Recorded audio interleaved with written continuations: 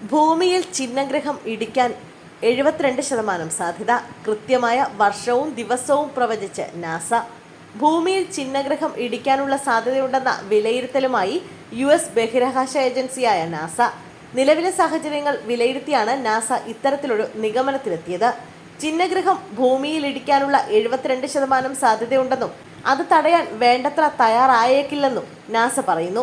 NASA ഏപ്രിലിൽ 5ാമത് planetary defence interagency tabletop സംഘടിപ്പിക്കുകയും ജൂൺ 20-ന് മേരിലാൻഡിലെ ലോറലിലുള്ള ജോൺസ് ഹോപ്കിൻസ് അപ്ലൈഡ് ഫിസിക്സ് ലബോറട്ടറിയിൽ ഫലം പുറത്തുവിടുകയും ചെയ്തു.